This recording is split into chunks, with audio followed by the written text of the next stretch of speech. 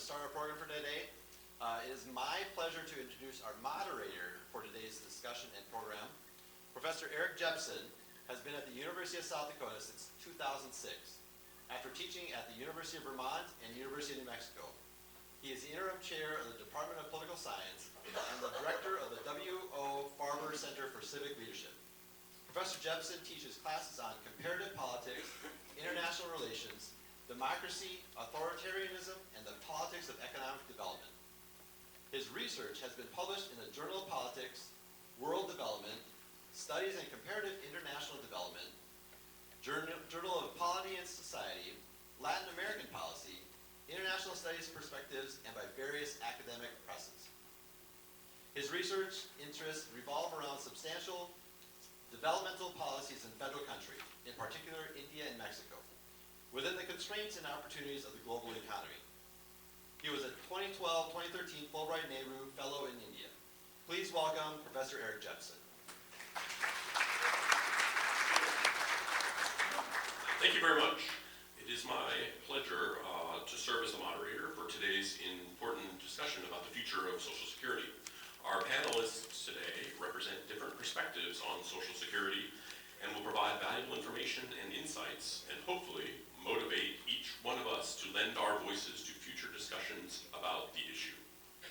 Our first panelist today, on the far left side of the stage for you, is Romina Boccia, Director of Budget and Entitlement Policy for the Cato Institute in Washington, D.C.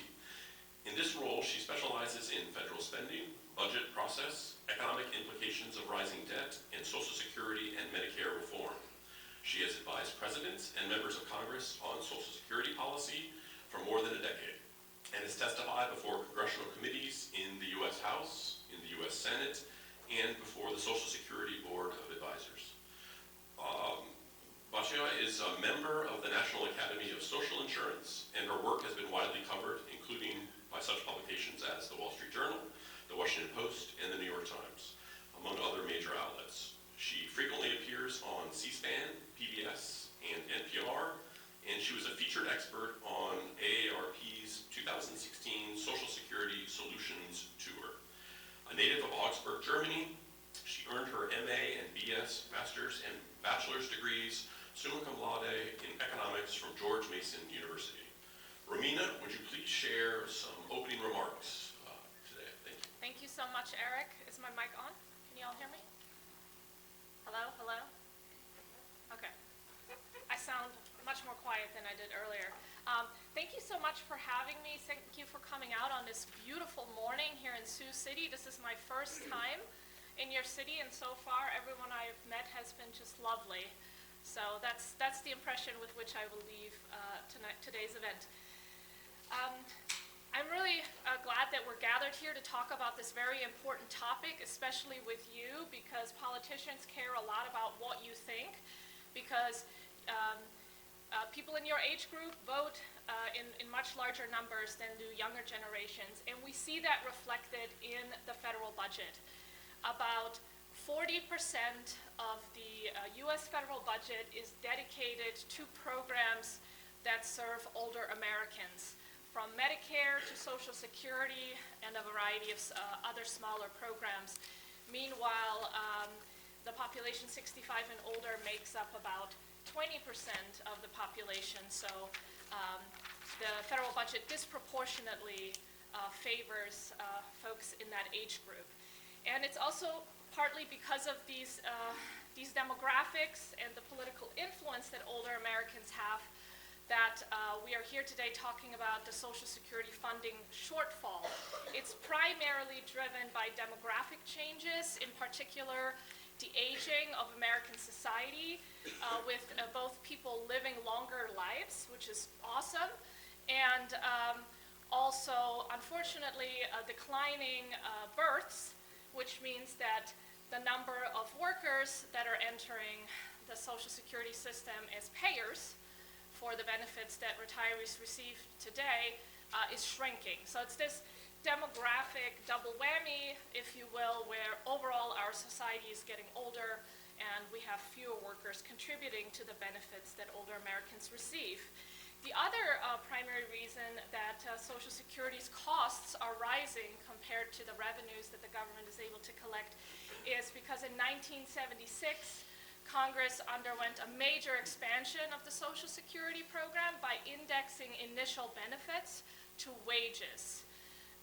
Another method of indexing initial benefits would be to inflation to ensure that benefits are preserved and they don't get eaten away by inflation, but the current indexation of initial benefits actually makes it so that future retirees collect much more generous benefit than current retirees.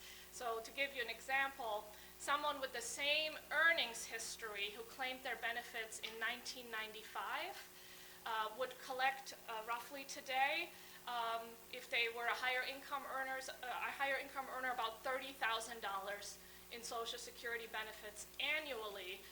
A similar person with the same earnings history who paid the very same taxes to Social Security but claimed benefits in 2020 would instead receive about $7,500 more now than the other beneficiary, because once you claim your Social Security, your benefits continue to grow with inflation, but when you first claim your Social Security, you get this boost from wage indexation.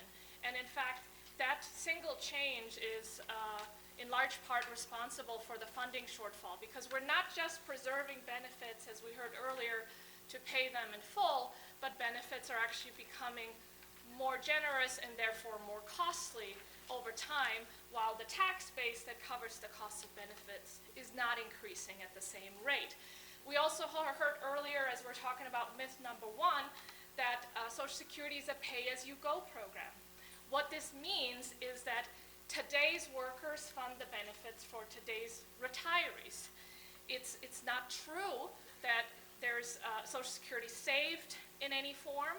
It is true that there was a payroll tax surplus from roughly 1983, which is 40 years ago. I was born in 1985, so that was before I was even born, which was the last time we had any major Social Security reforms.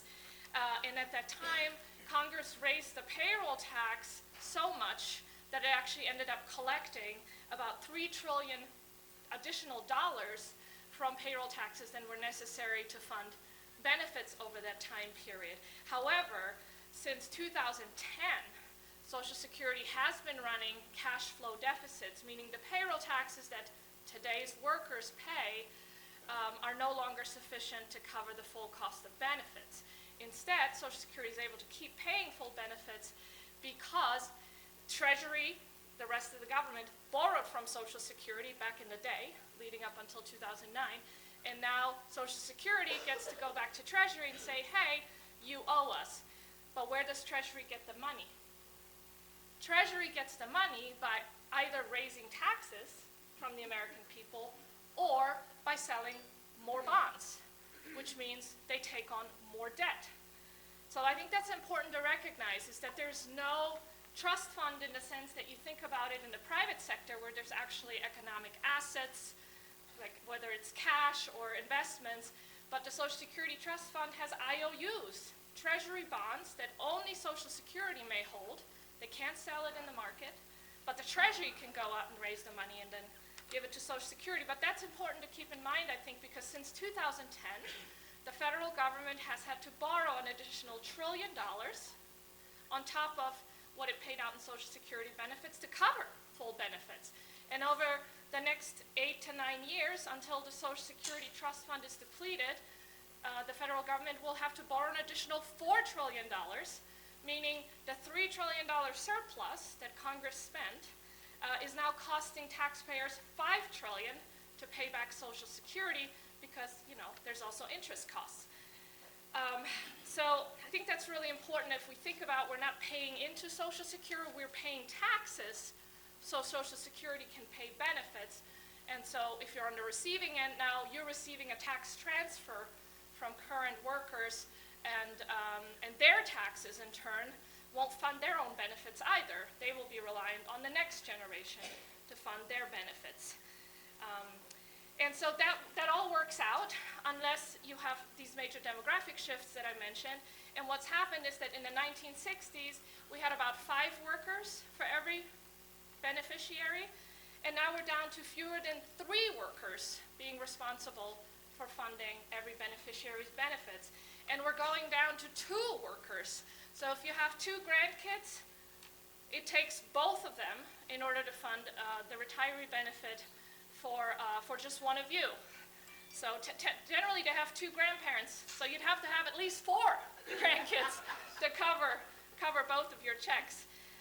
Something else that I think a lot of people don't realize is there was actually a lawsuit brought against the federal government in the 1960s as well, and the Supreme Court at that time ruled, the case was called Fleming versus Nestor, that we do not have any property rights in our Social Security benefits, that even though people pay taxes their entire lives, Congress can change the program at any time. It is not like your 401k. You don't actually have ownership. This is a popular myth to sell the American people on this program, but it's not. If you look under the hood of how the program actually works and what you're legally entitled to, there's no property right to Social Security benefits. And so how are we going to cover the funding shortfall that's looming in 2033? I think everyone can agree that we don't want indiscriminate benefit cuts that affect everyone, including those 14% of Americans we heard earlier who rely on Social Security basically for nearly their entire income. Like, that is irresponsible, and politicians will want to avoid that. But if they just raise the payroll tax, that would also be very damaging, especially to younger families. A median wage earner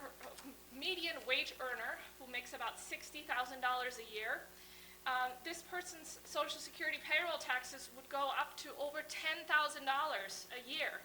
It would be a $3,000 increase in order to continue to pay benefits in full as currently scheduled without any other changes. That could be devastating to many families to have to shoulder that additional burden.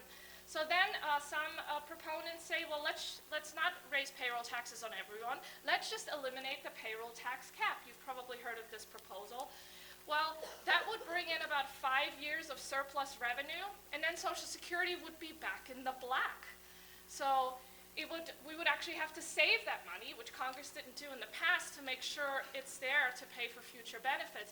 But if Congress doesn't save the money, which we don't currently have a policy of doing so or locking it away, those additional taxes could go towards funding other programs like a Green New Deal or a universal basic income or any other kind of programs that politicians might dream up. So I think that's important to keep in mind too, that it's not really a long-term solution, because we will have Social Security deficits again just 5 years after we eliminate the payroll tax cap. And I'll conclude now because I don't want to overstay my welcome.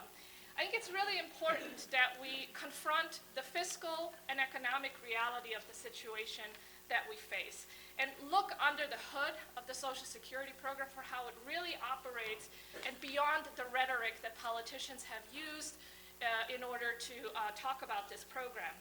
Because this program is too important, not just to today's seniors, but to today's parents and also the children of today and tomorrow, in order for us to operate clouded in myth.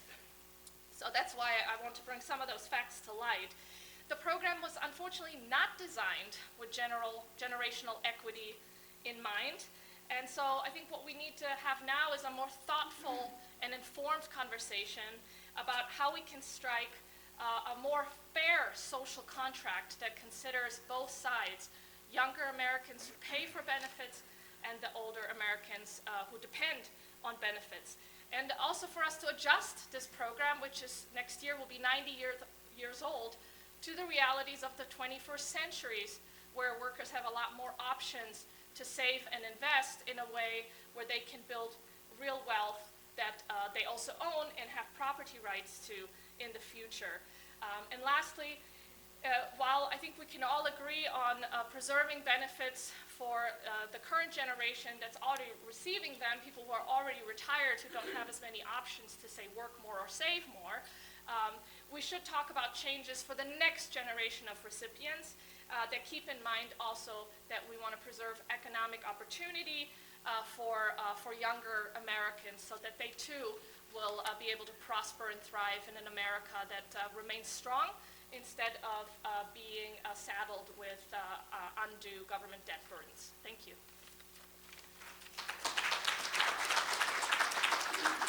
Very good. Thank you, Romina. Our second panelist is Max Richtman, President and CEO of the National Committee to Preserve Social Security and Medicare. As one of the nation's leading advocates for Social Security and Medicare, he is a prominent expert on seniors' issues. Max is a former staff director of the Senate Special Committee on Aging and a 16-year veteran of Capitol Hill. He has testified before House and Senate committees and provided expert commentary during appearances on networks such as CNN, C-SPAN, Fox News, MSNBC, CBS, and Pacifica radio networks. He has participated in hundreds of congressional town hall meetings across the country and has been a featured speaker at national and state conferences on aging. His writings on seniors' issues have been published in publications such as Newsweek, The Washington Post, The Hill, Market Watch, on CNN.com, on CNBC.com, among others. Max, I would like to invite you to share some opening remarks. Well, thank you. You all hear me? Thank you very much, Dr. Jepson, and thank you to AARP for orchestrating these events. Romina and I have done, I don't know how many, 7, 8, 9, all over the country. We were in Columbus, Ohio not long ago. I was in Fargo, North Dakota. You couldn't be at that one. And it's to AARP's credit that they are trying their best to get this information, accurate information out about Social Security. And Romina is right. Politicians do care about what you think. I don't think they're always listening and acting on what you think, but they do care about what you think. And I'm going to talk a little bit about that. You know, Doctor, you were going to have me speak first, and I deferred to Romina, just being polite.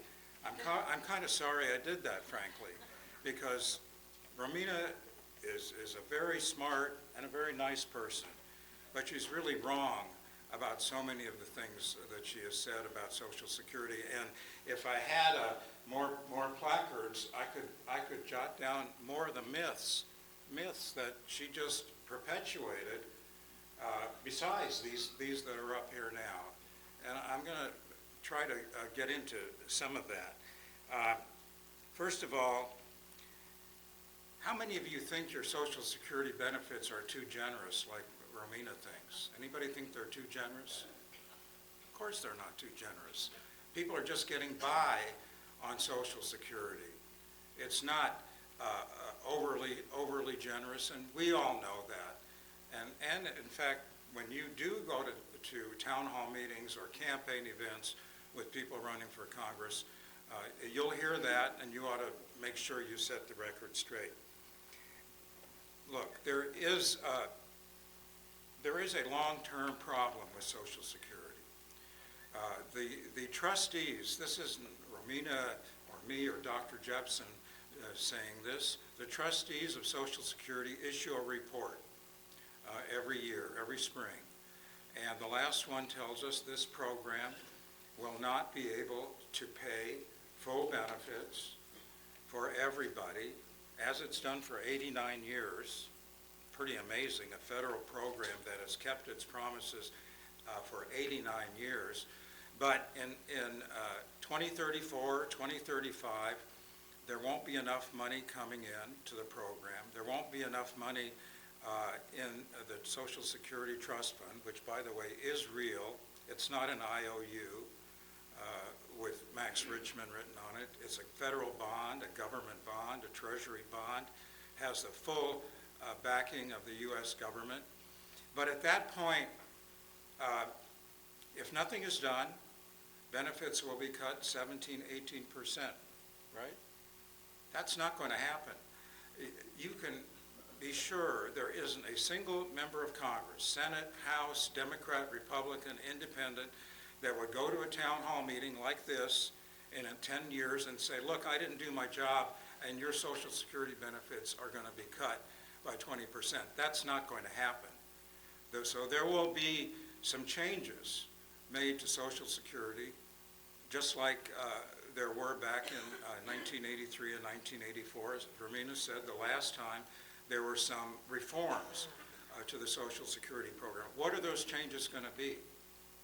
They aren't, I hope they are not taking away, reducing, cutting these so-called generous benefits. I hope that's not what happens, and we're doing our best to make sure that that's not the course that the Congress takes and whoever's in the White House. So what's this shortfall? What's the cause of this shortfall? It is not low birth rates. It is not that people are living longer. And being 77 years old, I'm glad people are living longer.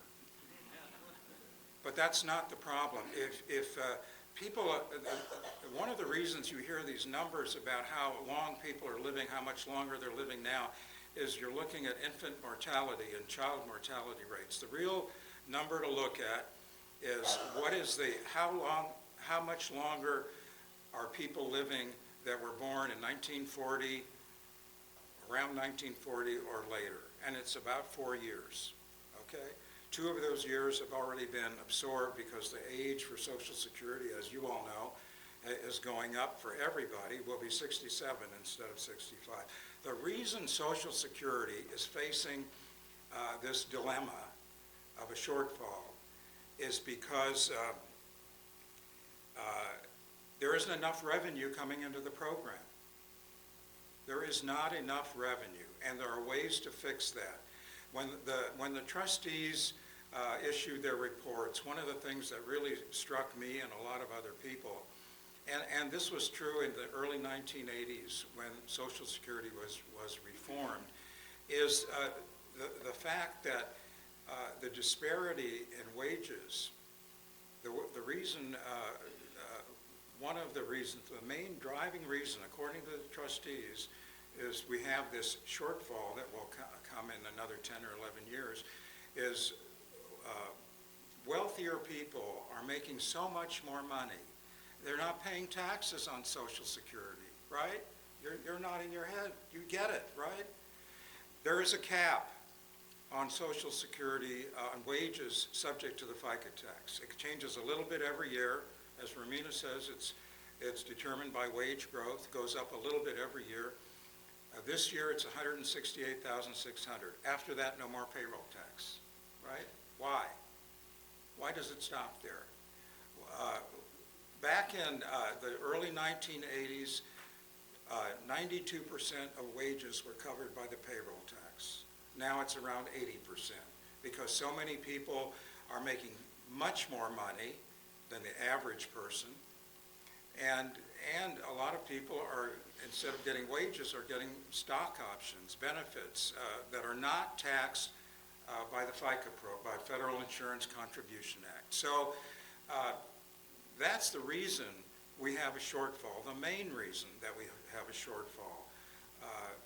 You know, we can talk about low birth rates, and that is true, and there are some things that can be done by the federal government in terms of policies that help families, that allow people, women to stay in the workforce. But the real reason is there's not enough money to going into the program. Now, legislation that we support would keep the cap of payroll tax at what it is. About it goes, as I said, it goes up a little bit every year. But then collecting payroll tax again for those people making $400,000 or more in wages. I think that's fair. And the legislation, there are a couple hundred co-sponsors in the House on this, and I don't know how many in the Senate. There are bills in the Senate. Would allow the program to be extended, not as far as we'd like to see, but allow it to be extended, and some benefits to be improved. So that's what we're working for, trying to get fairness into the program to make sure it's there for not just retirees, but for younger people. Now, couple of other things, if I might. The myths. There are, Romina, you didn't put any of those dots up there, I hope, because the charts that show more myths than really are accurate are really disturbing. Members of Congress don't pay into Social Security. Eric already pointed this out. They do pay into Social Security. And really, Romina, the government has raided Social Security to pay for other programs. I know you talk about that. That is not true. That is not true. The way the program works, you people pay payroll taxes. The surplus beyond what's needed to pay out in benefits is invested in the Treasury bills, the Social Security Trust Fund. It is real. Despite, you remember President Bush traveling around the country after he was reelected in 2004, going to some vault in West Virginia, and there's supposed to be money there. There's no Social Security money. Of course there's no money there. We had a few $1 trillion in the trust fund then. It didn't make sense to have that money in cash. It's invested in government bonds. At the beginning of COVID, and a few years before that, there were times this happened too, as you pointed out. Less money was paid into the Social Security program than was needed to pay full benefits because we had high unemployment. Less money came in. Everybody got their Social Security benefits every month on time in full. Why? The trust fund is real. That money was there. It made up the difference in those years. And not only that, everybody got their money, their benefits. The size of the trust fund grew. It actually grew because these bonds are interest-bearing bonds. So it doesn't help, in my opinion, the discussion to add more myths. And that's, I think, respectfully, I think that's what you've heard, is more myths about the program, the reasons there's a shortfall, how the money is handled by the federal government. And the last, let me just mention one other myth, because I know you've got some questions, right? The last myth, and I've heard it so much as I've traveled around the country. I was in Michigan Monday, in Montana Tuesday, here today. Illegal immigrants, undocumented workers are stealing your Social Security. I've seen those ads all over the country. That is a lie. I know in Iowa you're probably too polite to call it a lie. I'll call it a myth. And by the way, I grew up in Omaha, so I'm a neighbor. I've been to Sioux. You've never been here before. I have been here many, many times when I was in grade school, junior high, and in high school in Omaha. But that is a lie. And I want you to, if you hear it at campaign events, call out your candidates. Here's the truth. There are undocumented workers that manage to get a hold of a phony number, a phony card, to get a job, right? And they work, they pay payroll tax, their employer matches it, that's the way it works, but they can never collect because they don't have a real number. Last year, $12 billion was paid into Social Security this way that I've just talked about that will never be collected. So, you know, there are a lot of important issues involving immigration and undocumented and documented workers, but that is a phony issue, and I just wanted to add that to this terrific list of myths. And hopefully, after the end of this meeting, some of the people that put the dot in the wrong place will take the time to go up and move the dot and separate the myth from the fact. That's what I've been trying to do. Thank you. Perfect.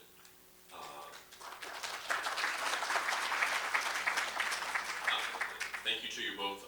You pre-answered over half of my questions, so I really appreciate it. I know we did. But I do want to move on, so thank you very much to both of our panelists today. But if we could move on, both of you talked a bit about, solutions, and specifically AARP has long advocated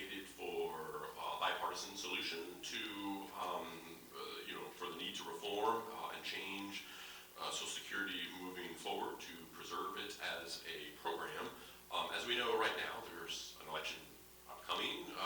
The House is narrowly controlled by the Republicans. The Democrats narrowly controlled by a few seats. The Senate, spoiler alert, as a political scientist, that's probably going to flip in both those houses. Nevertheless, both houses will be narrowly controlled by one party. So I'm wondering if you could please tell us, how do you anticipate the next 8, 9, 10 years going?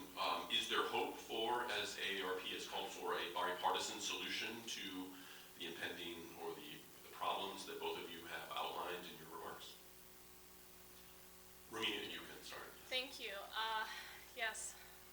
Where do I start? But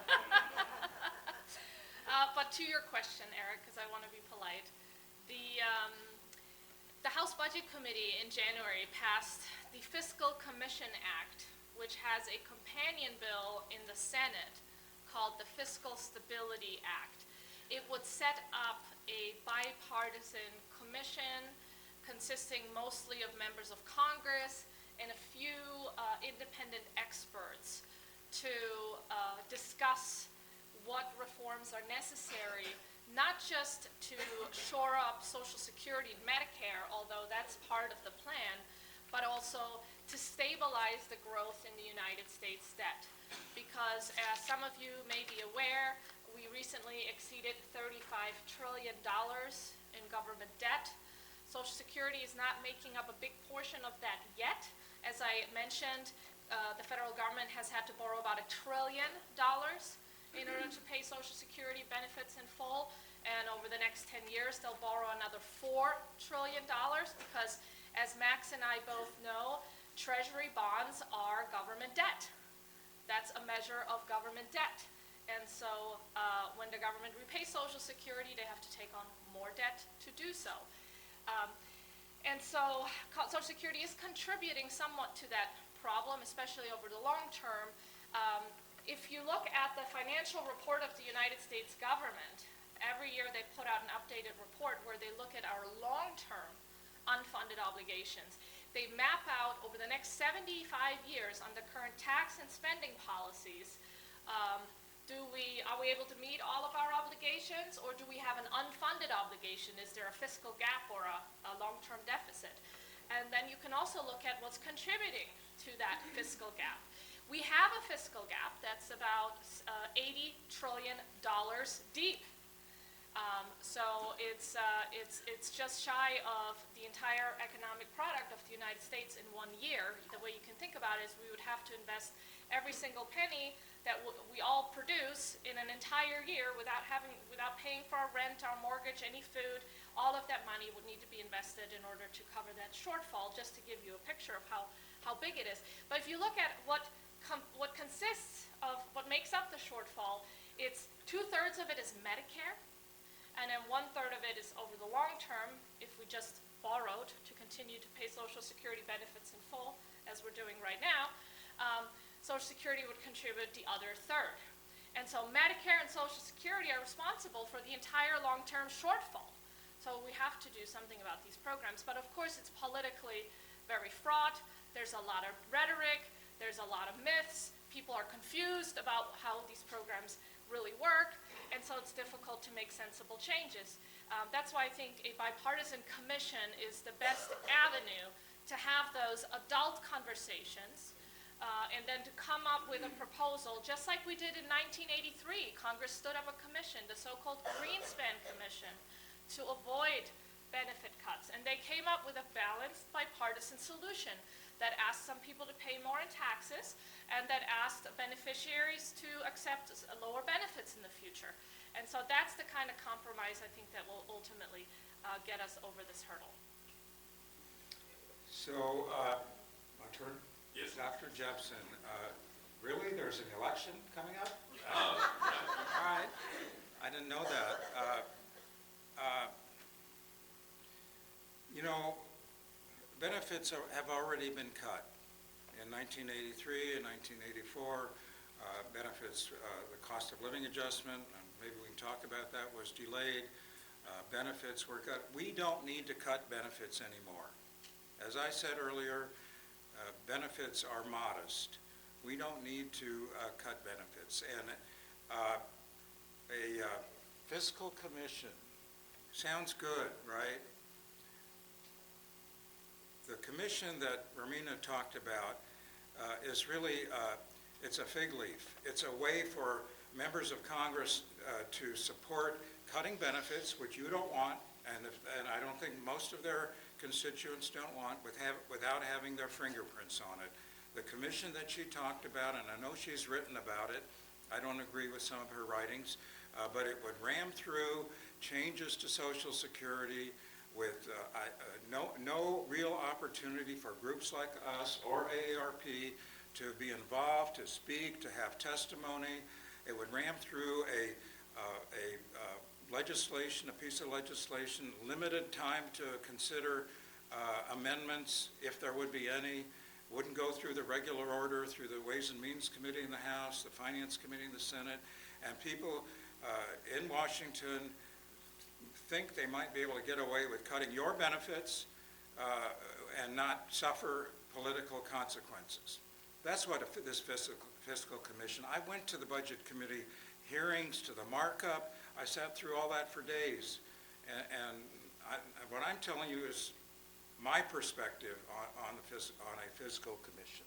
So bipartisan, yes, I know AARP, and I commend AARP for working towards a bipartisan solution to making sure Social Security is there, not just for the next 10 years, but for the long term.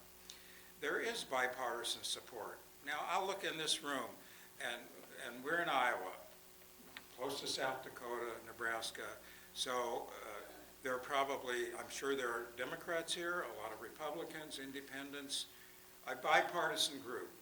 Okay, I'll do a little experiment. How many of you are in favor of cutting Social Security benefits? Okay, how many of you think it would be fair to bring more revenue into the program? The legislation I talked about would start collecting Social Security, FICA tax at $400,000 and above. And by the way, those people affected who would pay more, their benefits would be increased. Who thinks that's a good idea? Okay, most people. So we have a bipartisan solution here. And you said that politicians need to listen to their constituents. So they need to do that. I agree. This is, Social Security has the support of probably 85–90% of Democrats, Republicans, independents, and therefore improving the program.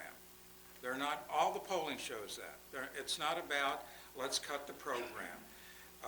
It's about bringing more revenue in a fair way, making sure benefits go along with that additional payroll tax, and we support that in the Social Security program. And that is bipartisan. If you go around the country, and as I said, I've been all over the place in the last number of years, and that is what I will see everywhere. When I ask how many of you for bringing in more revenue in a fair way, almost everybody. Cutting benefits, no. And here's what I would ask you to do, and to really be careful about. And what I have been watching lately, and I've been involved in many political campaigns, members of Congress and candidates for Congress, they're afraid to say, we're going to raise the retirement age, because they know people don't like that. People do not like that. They paid into this program. It's an earned benefit. It's not an entitlement. It's an earned benefit. And they're afraid to talk about raising the retirement age. So what they've started to do here lately, this is really, I think, one of the most cynical things I've seen in a long time in politics. A lot of candidates and members of Congress say, well, I'm not for raising the retirement age. By the way, raising the retirement age is a cut in benefits, right? You're going to get less money for the time you're a beneficiary. Your benefits are reduced. I'm not for raising the retirement age for you who are on Social Security, or anyone who's, let's say, 50 or 55. I'm not for raising the retirement age. But we can raise the retirement age for someone who's in their 30s. And here's what's so cynical about this. For years, for decades, people that I think never liked Social Security in the first place, are more inclined to support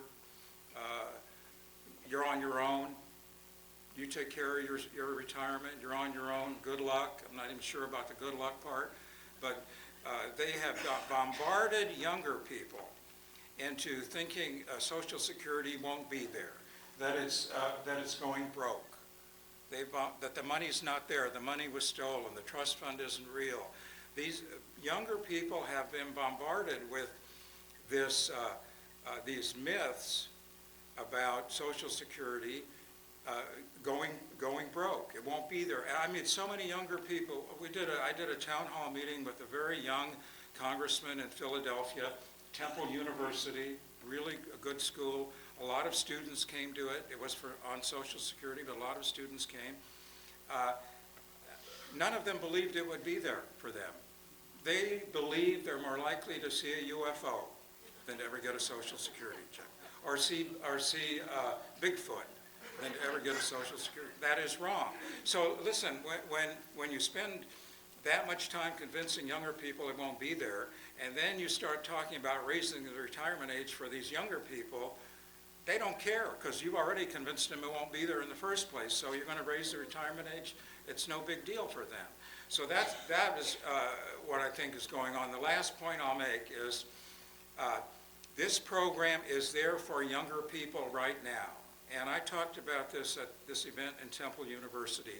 If you are a 30-year-old worker with a spouse and 2 children, you have right now, never mind what happens when you retire, you have right now about $1.5 million, over $1.5 million in value of life and disability insurance. And a lot of younger people don't know that and aren't even aware of that unless something bad happens in the family and someone becomes disabled or dies young. Social Security is there for them. So the last thing, Social Security is insurance for families. FICA, Federal Insurance Contribution Act, supports old age survivor and disability programs. It's for families. It's for retirees, most of the people here, including me, and it's for younger people. It's for spouses, children. Millions of children get by because of Social Security being there for them. So I hope you go to campaign events and try to separate some of the myth and some of the facts and some of the things that we've talked about today. Thank you.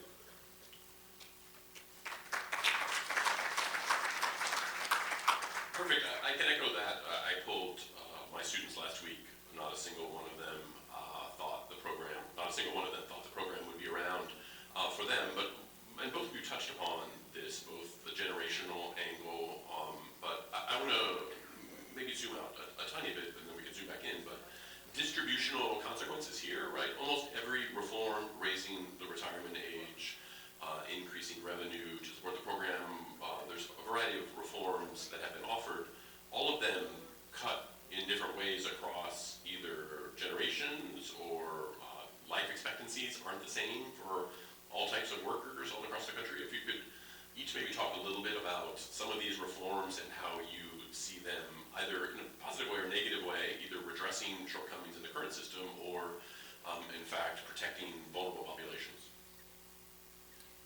Let's have Max go first. No, you go over. I just finished giving my whole. You go ahead. Well, so we have this nonpartisan organization called the Congressional Budget Office that reports to the Congress and also makes its reports publicly available. And that is a resource that is available to everyone for free online at cbo.org. And I highly recommend you take a look at some of the writings, because while Max was trying to tell us earlier that the primary reason for the Social Security financing shortfall is that wealthy people aren't paying enough taxes into Social Security, CBO was recently asked this by one of the committees that was holding a hearing on Social Security, and they published their response. And the question was, what is the primary driver of the Social Security funding shortfall? And their answer is demographic changes. The fact that we have fewer workers paying into the program as a number of beneficiaries collecting for longer, because they're living longer, and the eligibility ages have not adjusted, are growing as a share of the population. So don't take it from me, take it from the Nonpartisan Congressional Budget Office, which has all the fancy models to figure those questions out. But in terms of distributional impact, they also recently did a score of how an increase in the Social Security retirement age would affect different populations, because that is another myth, that it would disproportionately affect lower income populations. When you look at the CBO score, because the Social Security program is progressive, meaning higher income earners get a disproportionately smaller benefit compared to what they paid in taxes than lower income earners who get a disproportionately higher benefit than what they paid in taxes. There is redistribution in this program. It's not like people putting money into their 401k or IRA, where the more you put in, the more you get out. In Social Security, it's the opposite. The more you put in, the less you get out if you're a wealthier American, because of the redistribution in the program. And that was the primary intent of the program, was to provide for poor American seniors who wouldn't otherwise be able to provide for themselves. And that is a promise that we can uphold, no problem. What we cannot afford to pay for is ever increasing benefits, especially for the highest income earners. I don't know how many of you are aware, but the highest income Americans who are now on Social Security, a dual earner couple with high incomes, can collect almost $120,000 annually from Social Security. I mean, President Trump is eligible for Social Security. I don't know, maybe you do, if he filed for his Social Security benefit, but if he did, he's getting a big one. And so those are the kinds of conversations we're trying to have. It's like, do we really need to pay wealthy Americans these high benefits when we already can't afford the benefits we've promised? So, but in terms of increasing the retirement age, it actually proportionally affects the different income groups the same, because the program is progressively structured. So it's not an unfair change, it would just affect everyone equally. And I think that's important as well to recognize. I do want to point out some of the framing from Max, which I think is not completely honest, which is to say, who's in favor of a benefit cut? Well, of course, if you're receiving Social Security, you're going to say, no, I don't want someone to cut my income. But that's not what we're talking about. Most politicians are talking about slowing the growth in benefits for future beneficiaries. You would be hard-pressed to find a bill where anyone is actually proposing a benefit cut for current beneficiaries. That's not really a thing. And so you're framing it in that way, and then say, what about increasing taxes in a fair way? What is fair about asking people to pay more into the program when they're getting less out? The highest income Americans are already getting a raw deal. So what you're basically saying, if we're really honest, is we want to redistribute more money from wealthy people to other Americans. If that's your goal, that's fine, but just be honest about it. By just labeling it fair doesn't make it fair if you actually look at the details of the proposals and who would be affected.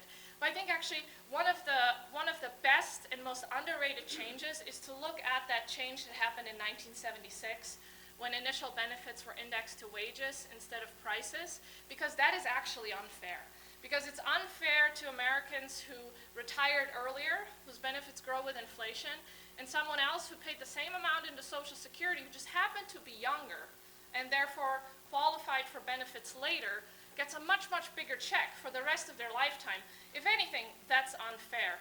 So a fair change would be to protect everyone's benefits from inflation, which will go up if we continue to borrowing at the current rate, right? The federal government is deeply in debt.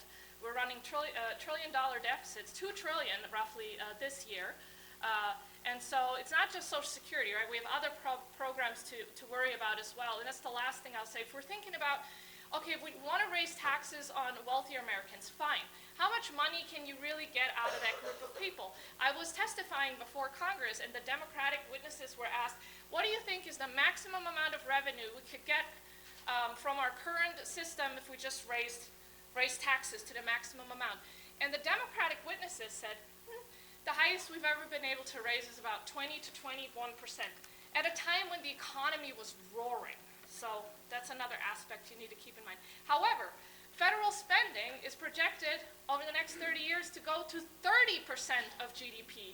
And even Democratic witnesses who want to raise taxes on the wealthy admit that we're only going to be able to collect about 20% if we max out what we can collect. So then you're talking about higher taxes on all Americans, because that's how European welfare states fund their welfare states. They charge poor and middle income people higher taxes. And they do that through the income tax, higher income taxes on those people, and value-added taxes, which is basically a sales tax, a national sales tax or consumption tax on everything you buy. And I'm from Germany, and Max was born there as well, so he knows. They charge about 20% on top of everything you buy, whether that's a sandwich, a car, 20% goes on top. And that's how they pay for it. So we need to keep that in mind, is that we can't just, it sounds nice, we'll just make the wealthy pay for it. There's not enough money among the wealthy to pay for the promises that the federal government has made. So if we want to have more generous government programs, we're all going to have to reach deep into our own pockets. Thank you. So we need an extra hour here, I think, to deal with all this. It is complicated. But I'm not sure I heard you right, Romina. You're saying raising the retirement age affects all groups the same? Is that what you said? Yeah, that's what the Congressional Budget Office has said. I didn't want to speak. I just want to ask the question, okay? Here's the thing. Use your common sense. I don't know what CBO said, but use your common sense, okay? Do you think that raising the retirement age is going to affect a lawyer the same way it's going to affect someone doing construction or working in a farm? People that are doing hard physical labor, not giving speeches like we do. I'm not sure what exactly how old you are, what you're doing, but people that are working in those jobs, they're not going to be able to work as long as someone who's a lawyer or a doctor sitting behind a desk working in an office. So that is not true. I don't really know what CBO, and I don't care what CBO says. Common sense tells you that cannot be true. And for those people, not only can they not continue to work to whatever you'd like, 70, 69, 70, it's already going up to 67, but where are all these jobs? People talk about raising the retirement age, and where are all these jobs for older people? They're not there. So, I don't think that's an honest answer, frankly. And Romina talks a lot about. I think your organization says that you represent support reducing benefits for the wealthier Social Security benefits. That sounds good. I'm from Omaha. I never met Warren Buffett, and he probably doesn't need Social Security. And Donald Trump probably doesn't need it, or Bill Gates. In order to deal with the long-range solvency of Social Security, cutting benefits for the very wealthy people isn't going to raise you much money. You'd have to go deep into the middle class, cutting benefits to raise enough money to make a difference. And this gets me to a whole other point. This is an earned benefit. It's not an entitlement, it's an earned benefit. And if you start changing the way people get benefits, and if you make above a certain amount of money, you're going to have your Social Security benefits reduced. You're going to change Social Security from an earned benefit program to something's called an entitlement. And you know what's an entitlement? Welfare. And I'll ask, maybe it's not fair the way I frame these questions, but I think it's very instructive.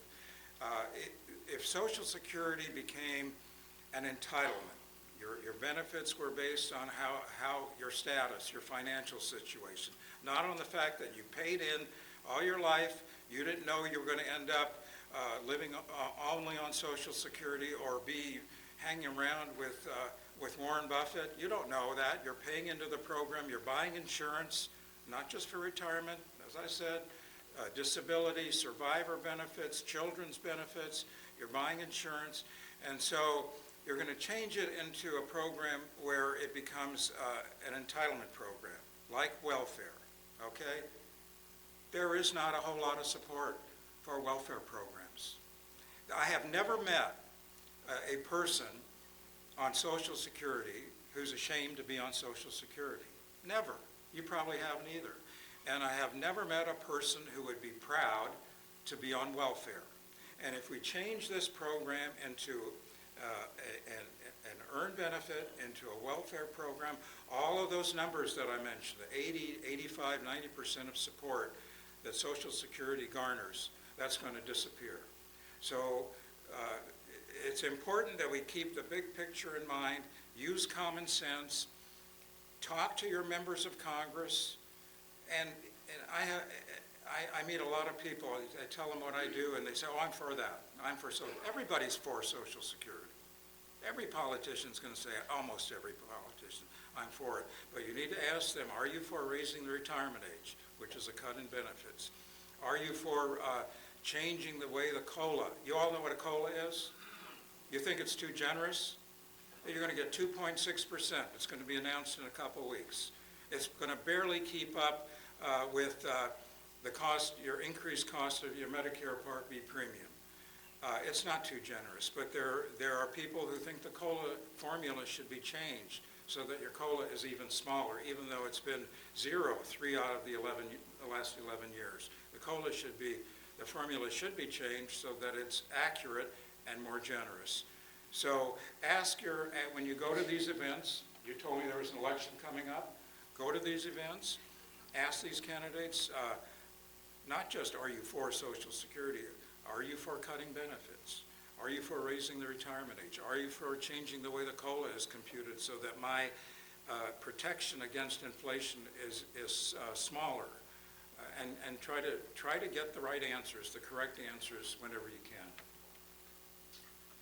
Perfect, thank you. So we have a couple of questions here from folks in the room. I thought I would start with this one. Both of these issues have been touched on a little bit, but from Addison, who is a current university student at the University of South Dakota, asks, what can people under the age of 30 do to make the best of Social Security? Is there advice that you would share about how younger people could engage with the program? Is there special advice, I think, for younger generation that differentiates from advice you might offer to current or near those nearing retirement? You know, I feel like Max is just always attacking what I've said, so I think you should go first. Okay. All right. So you can attack what I'm saying, right? Okay. So I'm not attacking, just to be clear, I like Romina, I respect Romina, she's a very smart person. I'm not attacking Romina, but I think that it's only fair to bring out and explain some of these inconsistencies, and that's what I've been trying to do, okay? Younger people, they need to be involved. They need to, it's not just, I'm not just telling the people in this room to go to campaign events and try to get accurate answers from candidates for the House, the Senate, but younger people need to do that too. And you said some of this has been covered before. Younger people need to be educated so they are not cynical about this program. They don't believe some of these myths. They don't believe the program's broke.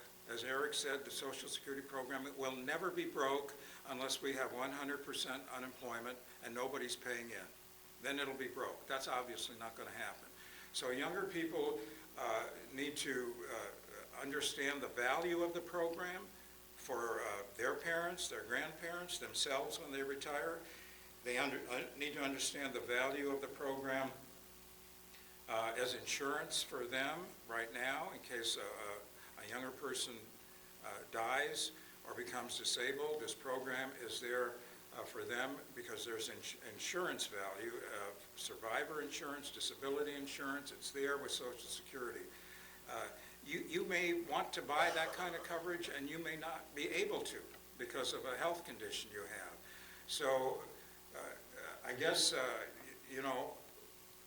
I really was grateful for the chance to go to Temple University and talk to a lot of younger people and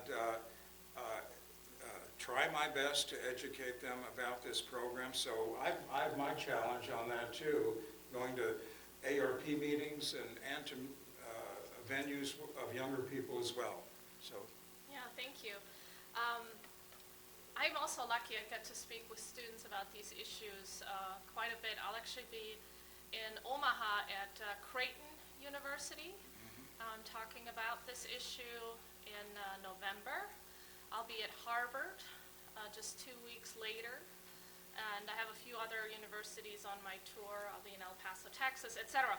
But what I tell younger people is that because the United States government has been so fiscally irresponsible, and the United States debt is so large now, and right now, given with the way that politics are, it looks pretty bleak for the U.S. government being able to avoid a debt crisis in the future. Our biggest hope right now is that we will have a big productivity boom like we had in the 90s and like we had after World War II, that our economy will grow much faster to basically outgrow the irresponsibility of our elected representatives. And certain technological applications may bring that about, like the growth of AI, for example. But we can't rely on that. And also to keep in mind that Social Security is almost 90 years old. Like, it probably will still be there for them, but it may look a little bit different. And then also that Social Security was never intended to be someone's sole source of income. If you recall, we used to talk about the three-legged stool. Well, there's other aspects of that stool, and so I encourage younger people to take advantage of programs like health savings accounts, if that's something that their employer offers. It's the best deal, not just to save for health expenses, but also for long-term retirement, because contributions to health savings accounts are not just income tax deferred, but are also payroll tax exempt. And so younger people who are able to put some money into their health savings accounts can put in a lot more money because they don't have to pay those taxes, and then that can accrue over time, and they can also use that in retirement either for health expenses or for other expenses. Also, if their employer offers them a 401k, often young people are hesitant to participate in these programs because they're not very flexible. And if you're just starting out to work, you don't know if maybe you'll have an emergency where you'll need to pull down on those funds.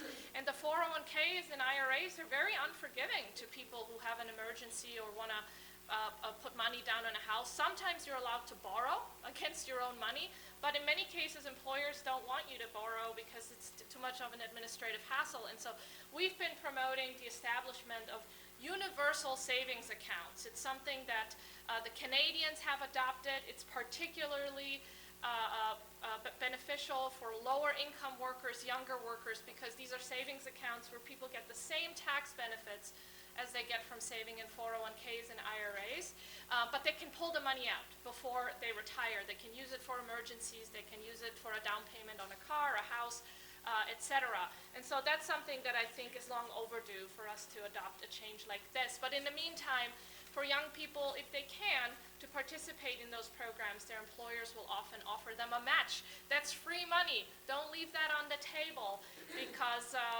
no matter what is going to happen with Social Security, you'll be glad to have another source of income that is yours, that you own, that you control, that you can have in addition to your Social Security benefit check, and that if benefits will be lower in the future because we cannot afford to pay the same benefits as Congress has promised now, you'll be able to make up for that. I just want to mention one more example. Sweden did this major reform of their pension program in the 90s, and they introduced a private account component where people, a portion of their payroll taxes go into accounts that they own and control. And so this has been going on since the 90s, so they have really good data on this now. And on average, despite fluctuations in the stock market, Swedish seniors, their retirement benefits have only gone up on average by 2% a year, but the assets that they've been able to save in private accounts have gone up by an average of 10%. And that's after accounting for stock market ups and downs, including the Great Recession. And so The sooner people start investing, the more benefits they will reap, and especially if they're making long-term investments, like someone who's 30, who won't need to touch that money for retirement for 30, maybe 40 years. It's a great investment, as Warren Buffett will tell you. So, well, I know we're almost out of time, but finally, something I can agree with Romina about. I agree with what she said. People investing, 401ks, almost everything she said, I support that. And thank you for saying that. It should not be done at the expense of Social Security. I am especially gratified that Romina just reassured younger people that Social Security will be there. It may look different. It probably will look different, but will be there. Because when we were in Columbus, Ohio, you remember this, you referred to Social Security as a Ponzi scheme. That's not true. You said Social Security is almost 90 years old. Social Security celebrated its 89th birthday on August 14th. So this program has been collecting payroll taxes, paying everybody benefits for over 89 years. Let me tell you, a Ponzi scheme does not work that way. Somebody eventually gets the money and people are left high and dry. This is a solid program, and I'm really glad that maybe you've been listening to me and you agree with the fact that the program is sound. Telling younger people it will be there may look different, it probably will, but I'm glad that you've gotten to that point. Can I just respond to the Ponzi scheme comment? So what I'm saying is that Social Security works like a Ponzi scheme because younger people, the revenue that they bring in, that's what pays benefits for older generations. That's how Ponzi scheme works. Now, what the key difference between Social Security and a Ponzi scheme is that a Ponzi scheme eventually collapses when people figure out how it works and they stop supporting it.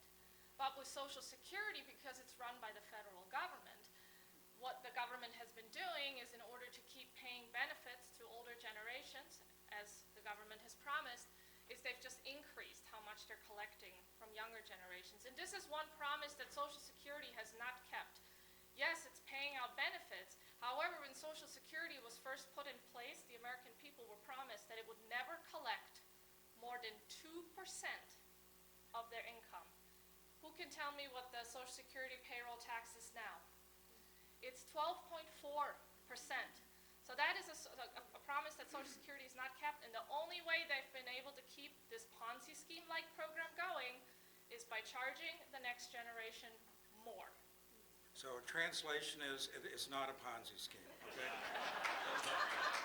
All right, very good. Thank you for the spirited discussion today. On behalf of the AARP offices in Iowa, Nebraska, and South Dakota, thank you all for being here in the room, online, for this important discussion today. I also want to especially thank Max and Romina for being with us here today, especially as we got to some friendlier words at times at the end, but along the way, very good facts and arguments. If you would want to refer back to this program, or if you know others who might be interested in the conversation that we had here on the stage today, you'll be able to find a recording online thanks to our collaboration with KCAU TV in Sioux City, Kello TV in Sioux Falls, and WOWT TV, TV, I guess, in Omaha.